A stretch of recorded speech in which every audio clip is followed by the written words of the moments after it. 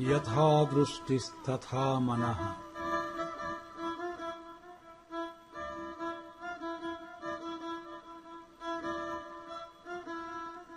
यथा मनस्तथा भावः।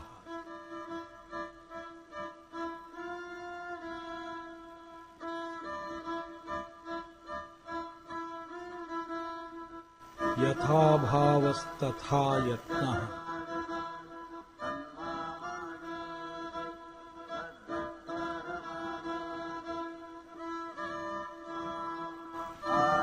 यथा यत्नस्तथा फलम्।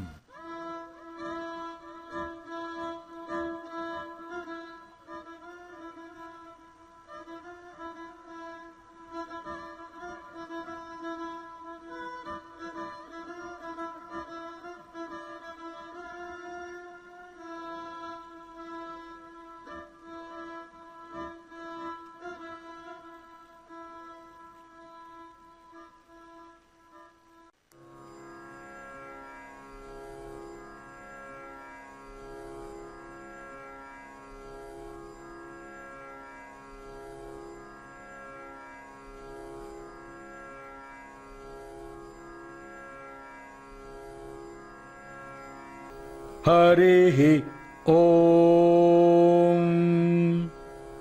अथ चतुर्दशोऽध्यायः। गुणत्रयविभागयोगः।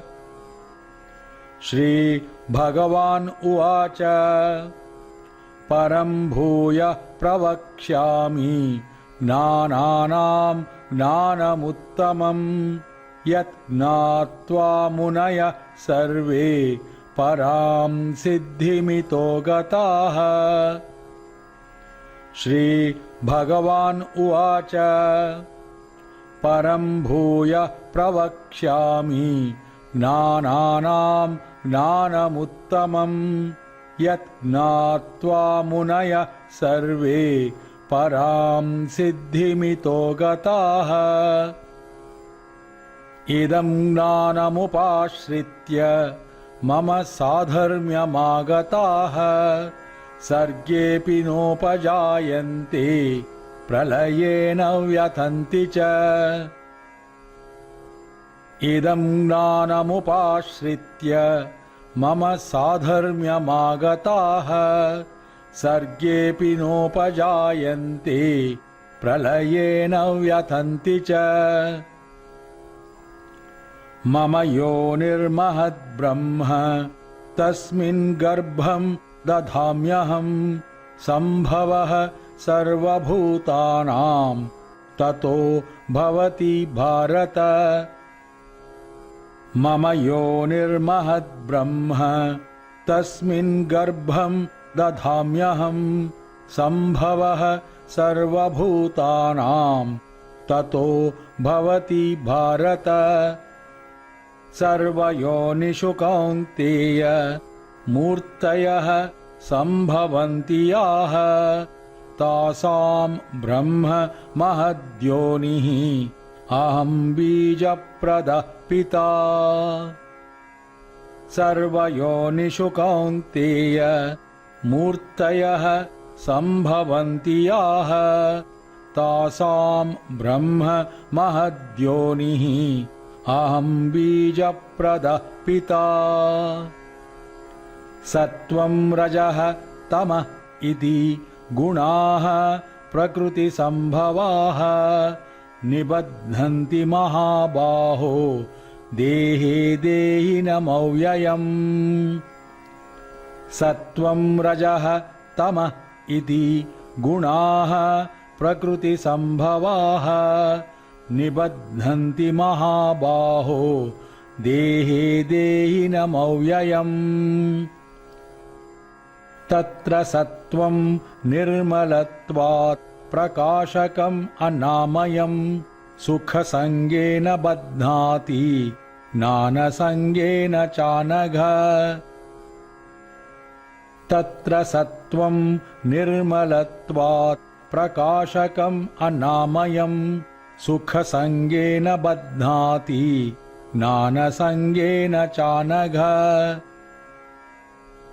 रजो रागात्मकं विद्धि तृष्णासङ्गसमुद्भवम् तन्निबध्नाति कौन्तेय कर्मसङ्गेन देहिनम् रजो रागात्मकं विद्धि तृष्णासङ्गसमुद्भवम् तन्निबध्नाति कौन्तेय कर्मसङ्गेन देहिनम् तमस्तु अज्ञानजं विद्धि मोहनं सर्वदेहिनाम् प्रमादालस्य निद्राभिः तन्निबध्नाति भारत तमस्तु अज्ञानजं विद्धि मोहनं सर्वदेहिनाम् प्रमादालस्य निद्राभिः तन्निबध्नाति भारत सत्वं सुखे संजयति रजः कर्मणि भारत ज्ञानम् आवृत्य तु तमः प्रमादे संजयत्युत सत्वं सुखे संजयति रजः कर्मणि भारत ज्ञानम् आवृत्य तु तमः प्रमादे संजयत्युत रजस्तमः चाभिभूय सत्वं भवति भारत रजः सत्वं तमश्चैव तमः सत्वं रजस्तथा रजस्तमः चाभिभूय सत्वं भवति भारत रजः सत्वं तमश्चैव तमः सत्वं रजस्तथा सर्वद्वारेषु देहेऽस्मिन् प्रकाश उपजायते ज्ञानं यदा तदा विद्यात् विवृद्धं सत्वमित्युत सर्वद्वारेषु देहेऽस्मिन् प्रकाश उपजायते ज्ञानं यदा तदा विद्यात् विवृद्धं सत्वमित्युत लोभः प्रवृत्तिरारम्भः कर्मणामशमः स्पृहा रजस्येतानि जायन्ते विवृद्धे भरतर्षभ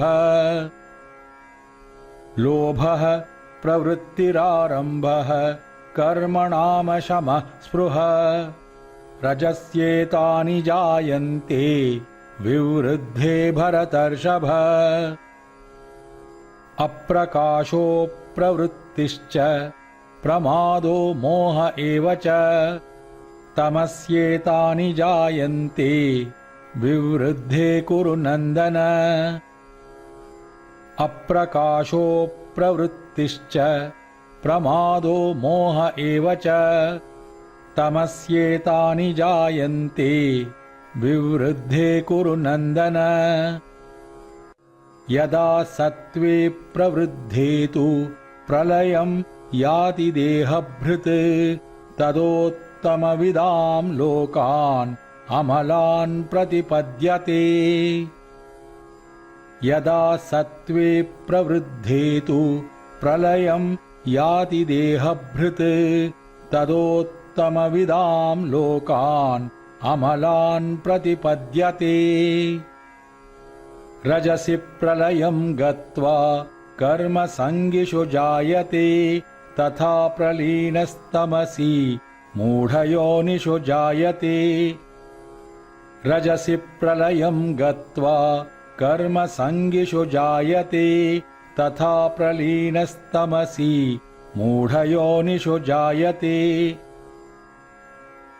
कर्मणः सुकृतस्याहुः सात्विकं निर्मलं फलम् रजसस्तु फलं दुःखम् अज्ञानं तमसः फलम् कर्मणः सुकृतस्याहुः सात्विकं निर्मलं फलम् रजसस्तु फलं दुःखम् अज्ञानं तमसः फलम् सत्त्वात् संजायते ज्ञानं रजसो लोभ एव च प्रमादमोहौ तमसः भवतः अज्ञानमेव च सत्त्वात् सञ्जायते ज्ञानं रजसो लोभ एव च प्रमादमोहौ तमसः भवतः अज्ञानमेव च ऊर्ध्वं गच्छन्ति सत्त्वस्थाः मध्ये तिष्ठन्ति राजसाः जघन्यगुणवृत्तिस्थाः अधो गच्छन्ति तामसाः ऊर्ध्वं गच्छन्ति सत्त्वस्थाः मध्ये तिष्ठन्ति राजसाः जघन्यगुणवृत्तिस्थाः अधो गच्छन्ति तामसाः नान्यं गुणेभ्यः कर्तारं यदा द्रष्टानुपश्यति गुणेभ्यश्च परं वेत्ति मद्भावं सोऽधिगच्छति नान्यं गुणेभ्यः कर्तारं यदा द्रष्टानुपश्यति गुणेभ्यश्च परं वेत्ति मद्भावं सोऽधिगच्छति गुणानेतान् अतीत्यत्रीन् देही देहसमुद्भवान् जन्म मृत्युजरा दुःखैः विमुक्तोऽमृतमश्नुते गुणानेतान् अतीत्यत्रीन् देही देहसमुद्भवान् जन्म मृत्युजरा दुःखैः विमुक्तोऽमृतमश्नुते अर्जुन उवाच कैर्लिङ्गैः त्रीन् गुणानेतान् अतीतो भवति प्रभो किमाचारः कथं चैतान् त्रीन् गुणानतिवर्तते अर्जुन उवाच कैर्लिङ्गैः त्रीन् गुणानेतान् अतीतो भवति प्रभो किमाचारः कथं चैतान् त्रीन् गुणानतिवर्तते श्रीभगवान् उवाच प्रकाशं च प्रवृत्तिं च मोहमेव च पाण्डव न द्वेष्टि सम्प्रवृत्तानि न निवृत्तानि काङ्क्षति श्रीभगवान् उवाच प्रकाशं च प्रवृत्तिं च मोहमेव च पाण्डव न द्वेष्टि सम्प्रवृत्तानि न निवृत्तानि काङ्क्षति उदासीनवदासीनः गुणैर्यो न विचाल्यते गुणा वर्तन्त इत्येव योऽवतिष्ठति नेङ्गते उदासीनवदासीनः गुणैर्यो न विचाल्यते गुणा वर्तन्त इत्येव योऽवतिष्ठति नेङ्गते समदुःखसुखः स्वस्थः समलोष्टाश्मकाञ्चनः तुल्यप्रिया प्रियो धीरः तुल्यनिन्दात्मसंस्तुतिः समदुःखसुखः स्वस्थः समलोष्टाश्मकाञ्चनः तुल्यप्रिया प्रियो धीरः तुल्यनिन्दात्मसंस्तुतिः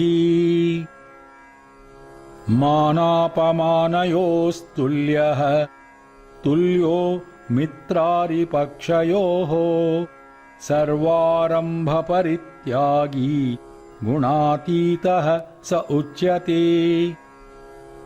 मानापमानयोस्तुल्यः तुल्यो मित्रारिपक्षयोः सर्वारम्भपरित्यागी गुणातीतः स उच्यते मां च यो व्यभिचारेण भक्तियोगेन सेवते स गुणान् समतीत्यैतान् ब्रह्मभूयाय कल्पते मां च यो व्यभिचारेण भक्तियोगेन सेवते स गुणान् समतीत्यैतान् ब्रह्मभूयाय कल्पते ब्रह्मणो हि प्रतिष्ठाहम् अमृतस्य अव्ययस्य च शाश्वतस्य च धर्मस्य सुखस्य ऐकान्तिकस्य च ब्रह्मणो हि प्रतिष्ठाहम् अमृतस्य अव्ययस्य च शाश्वतस्य च धर्मस्य सुखस्य ऐकान्तिकस्य च। ॐ तत्सदिति श्रीमद्भगवद्गीतासु उपनिषत्सु ब्रह्मविद्यायां योगशास्त्रे श्रीकृष्णार्जुनसंवादे गुणत्रयविभागयोगो नाम 14ोऽध्यायः। हरिः ॐ।